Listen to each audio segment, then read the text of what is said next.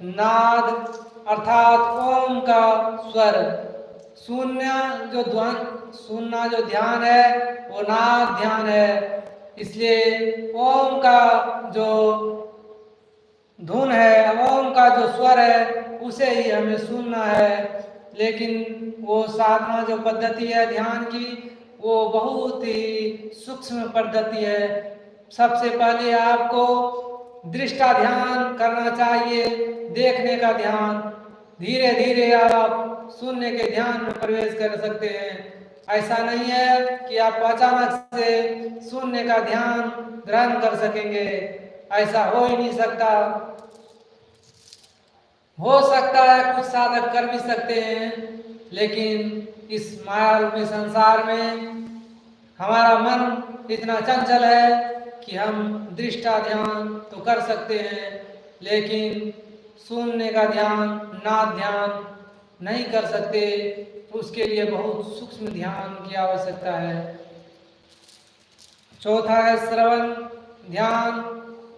बंद आंखों से भीतर और बाहरी सांस लें, बलपूर्वक दबाव डाले बिना यथासंभव गहरी सांस लें। आती जाती सांस के प्रति होशपूर्ण और सजग रहें। बस यही प्राणायाम ध्यान की सरलतम और प्राथमिक विधि है। सबसे पहला जो विधि है ध्यान की, वो है सांसों का ध्यान।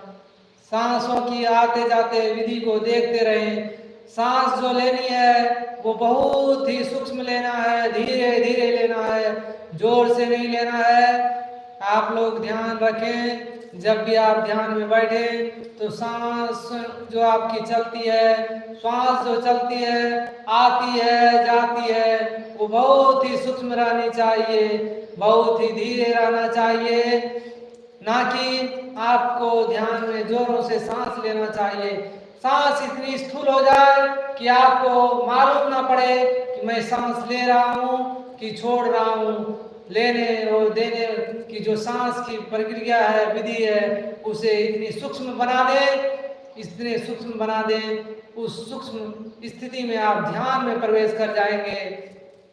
इसलिए ध्यान की जो तीसरी विधि है श्वास का ध्यान, वो बहुत ही सरल ध्यान की विधि है और यही ध्यान की प्रथम विधि है। इसे हर कोई अपनाए। इसे प्राणायाम के विधि में भी शामिल किया गया है।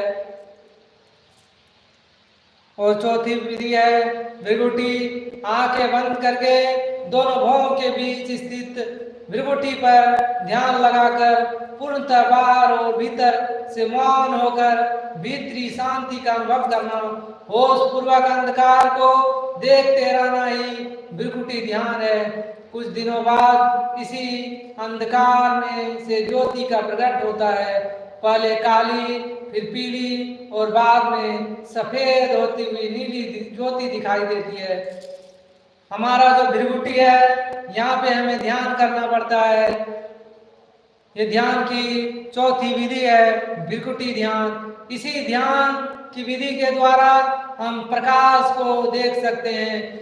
हम जब आंख बंद करते हैं तो एक काली परत हमें दिखाई देती है। हमें लगता है कोई काला पर्दा हमारे आंखों के सामने बांध दिया गया है। ऐसी इसलिए है क्योंकि हम बहुत ही पापी मनुष्य हैं, बहुत ही पाप कर्म किए हुए हैं। इसलिए हमें वो ज्योति नीले कलर की दिखाई नहीं देती।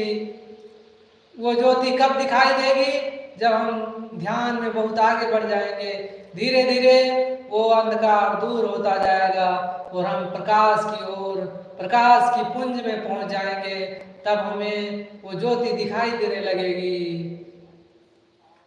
यही चार मुख्य ध्यान की विधि है, जिसे आज हमने थोड़ी बहुत आपसे चर्चा की। आगे हम नेक्स्ट सेशन में मिलेंगे तो ध्यान की कुछ और बातें करेंगे।